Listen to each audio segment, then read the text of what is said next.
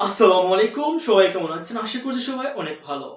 আজকের ক্লাসে আমরা শিখবো আপনি কিভাবে উচিত ছিল এবং উচিত এই দুটার মধ্যে পার্থক্য বুঝবেন। দেখেন, এই উচিত ছিল নিয়ে কিন্তু আমাদের অনেক কনফিউশন কাজ করে যে আমি উচিত ছিল, শুড মানে হচ্ছে উচিত, কিন্তু উচিত ছিল এটা দিয়ে এটা আমি কিভাবে বলবো, শুড এর সাথে কি প্রয়োগ করলে আমরা উচিত ছিলটা প্রকাশ করতে পারি। অনেকেরই কিন্তু এই প্রশ্ন থাকে। তাহলে আমরা আজকে শিখবো আপনি উচিত ছিল এই কথা দিয়ে বা এরকম বাক্য কিভাবে বলবেন।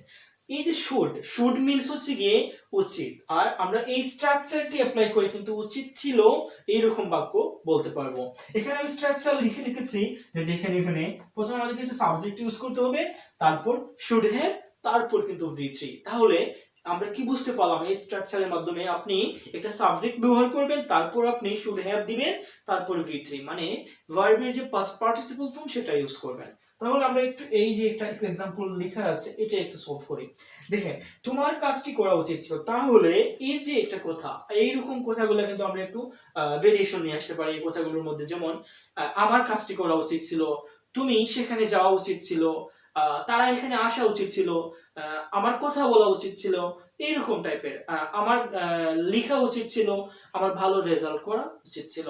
তাহলে এরকম টাইপের কথাগুলো আপনি কিভাবে বলবেন? দেখেন, এখানে আমি যে এক্সাম্পল লিখে রেখেছি এটা যদি সলভ করে শিখে ফেলেন, তাহলে আমি কথা দিচ্ছি আপনি এরকম টাইপের সারাটা জীবন আপনি বাক্য তৈরি করতে পারবেন। তাহলে দেখেন, এখানে আমাকে বলছে যে আমি একটা সাবজেক্ট ইউজ করব। এখানে একটা সাবজেক্ট হচ্ছে কি আমাদের তোমার, তাহলে তোমার অর্থ হচ্ছে কি ইউ, আমরা এখানে ইউ দিয়ে দিব।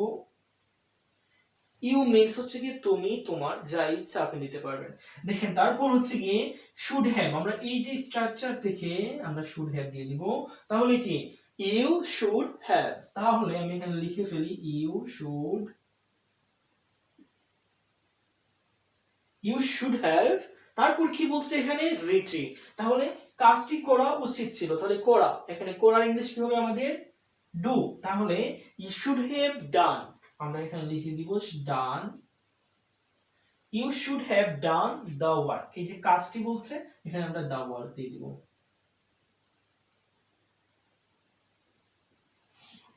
দেখেন, এই একটি মাত্র স্ট্রাকচার অ্যাপ্লাই করে কিন্তু আপনি বিভিন্ন ধরনের বাক্য তৈরি করতে পারছেন এবং কথা বলতেও কিন্তু পারছেন। তাহলে মেইন কথা হচ্ছে গিয়ে আপনাকে এই স্ট্রাকচারটি ভালো করে বুঝতে হবে, তারপর এই স্ট্রাকচারটি অ্যাপ্লাই করে সুন্দরভাবে বাক্যগুলো বলার প্র্যাকটিস করতে হবে।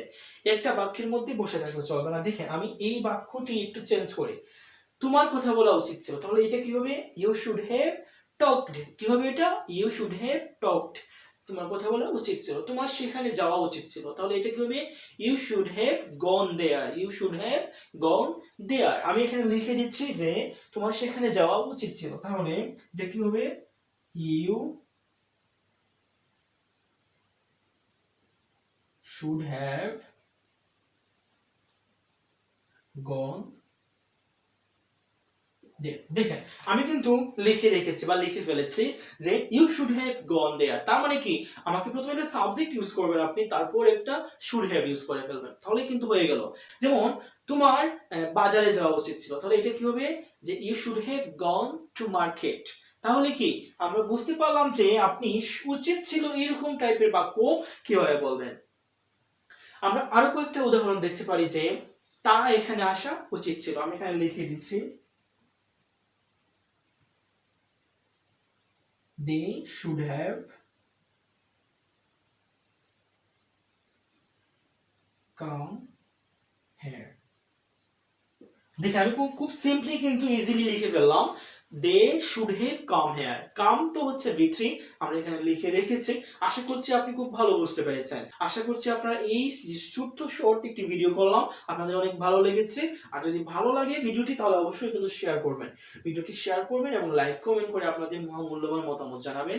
আর আমরা অবশ্যই ট্রাই করব নতুন ধরনের ভিডিও আপনাদেরকে উপহার দেওয়ার জন্য, আপনারা যাতে ঘরে বসে খুব ভালোভাবে স্পোকেন ইংলিশ শিখতে পারেন, ইংরেজিতে ভালোভাবে ফ্লুয়েন্টলি কথা বলতে পারেন, সেই ব্যবস্থাগুলো আমরা করব ইনশাআল্লাহ। আশা করছি আজকের ক্লাসটি অনেক ভালো লেগেছে। আসসালামু আলাইকুম, আল্লাহ হাফেজ।